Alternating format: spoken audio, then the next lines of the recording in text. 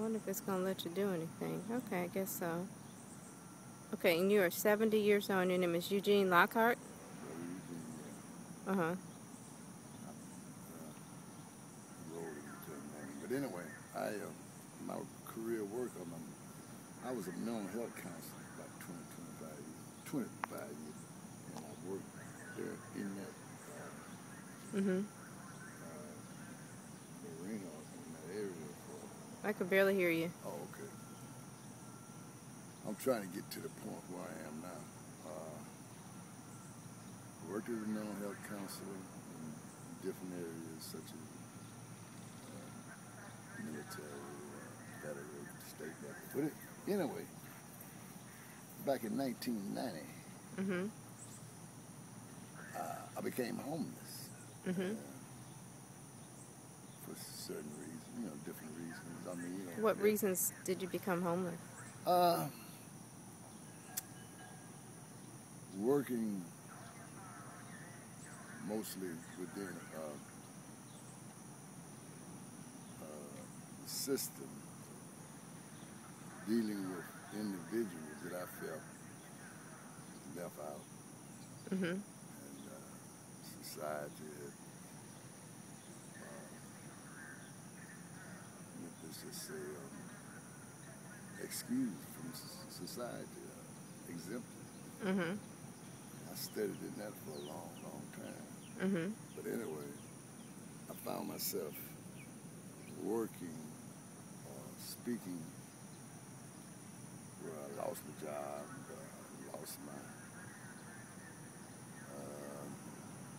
credibility in my own household. Anytime you lose a job, you're having trouble with your wife, children, all of that. You were married at the time? Yeah, I stayed married about 30 years. That's a long time, 30 years. How many children do you have? 7. 7? Yeah. It's a magic number. Number that goes in everything. But, so I found myself kind of outside, looking in, not being able to work, hold my household and all of that. So my wife became disenchanted, and problem at the house and so forth. Hello. Well, anyway, she divorced me, and I had to figure out a way. Did she say why she wanted to divorce you? Good morning. We have a visitor here. Good morning. How are you? Okay.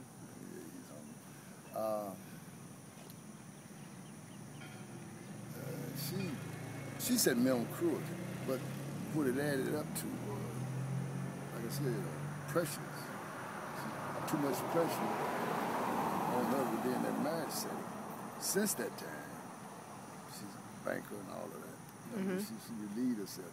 She just couldn't take it anymore. Well, and what were you doing? Just what was it? I was a mental health counselor. So you were mental healing on her? No, that's what I was doing. I was working in that capacity. Well, she said mental cruelty, so... Yeah, that's what she used for a reason to escape, get out of that situation. You can't so you just state that she is to take 100% of the blame. 100% of the blame? Of why it didn't work. She put out on the paperwork. She divorced me because she felt like I was mental cruel to her. But do you really deep down think that you might have contributed to it? I'm not into that. I don't know where you look. I'm all right. Now, if you think I'm not... Oh, I'm not saying that. I'm just getting you to... No, I'm not. Okay, I appreciate your efforts. Okay. But if you see... let me see how I put this. It's just like what I do now. I know that I'm not accepted within the structure that's set up to even help me. Because we don't have that we don't have that longevity. We don't have that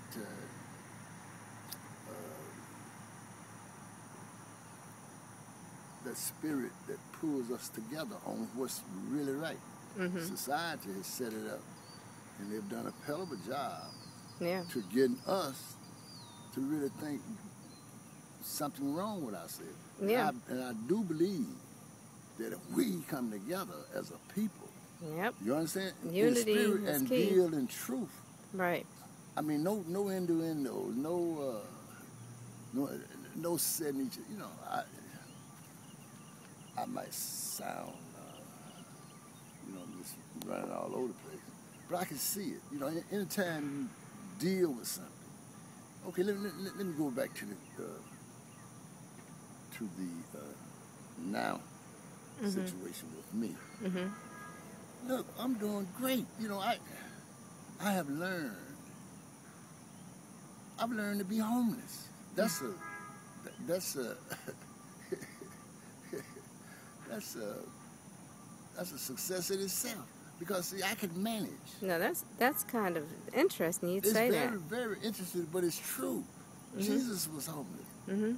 How did he become homeless? Yeah, that's kind of an interesting point. Yeah. I mean, look, you can manage yourself. I mean, each and every individual has that capacity. And we need to bring that out in each other. That's what adds to our longevity. That's what adds to our spirit. That's what adds to our peace. You see what I'm saying? Now, Miss Mayat, sister, I think you're a nice person. And I believe, I don't know what motivated you, but you were in a very good endeavor. I mean, you tried to get things out of people. I read your stuff, and you always out there in the internet. And that's great. And that, you know, if you hang on to that, that's a thread. You're going to be, if you're not peaceful, you're going to be peaceful. Because I am peaceful. See, you asked me, you said, and you're right. I've added to a lot of stuff. But if I'm a spiritual person, which means I'm a person that wants to do right, wants to be right, we can get together. Long as we keep the truth embedded in our idea. We have a friend, colleague or whatever, Chuckway. You know, he and I go way back. Right. Chuckway Lamamba. It's a nice man, and you know, beautiful spirit, you know. But I'm not saying he's added on with some of the things that you do. You're part of the Republic of New Africa. Yeah. But see, it's things in that group, in that organization. Right. Not only in that one, the one that I'm a part of, the Nation of Islam. Right. We, as time gone by, we have created, recreated, discreated. We're islands within each other, and I can see it. So, yeah, that's an ingenious mark to make in an islands within each other, which is absolutely ridiculous. And it's happening. You can see it. And the youth don't know where to go. Nowhere to go. Man, we're not sharing all that we know with them. You sure right. But you need to know. You need to know. But what about all that we know? Because we're talking about youth here. Okay. You know? But, you know, let me, I'm an activist in Africa. I'm an activist for... You said you did security with the RNA at one time. No, I am a... Or was it Dr. Mario Badelli, or was it Tisdale? It was someone that you used to work with. I worked with Tisdale.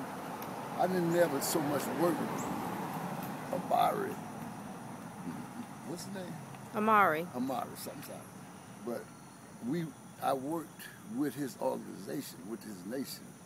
I was part of the cadre in Parchman, Mississippi. I worked with all the groups that RNA 11. Right. You know. What happened with that? Do you remember? Well, I stayed with them for about... On Lewis Street? Yes, ma'am. 5 or 6 years. And I got to know them very perfectly. You know, where I had a group, and they were part of it.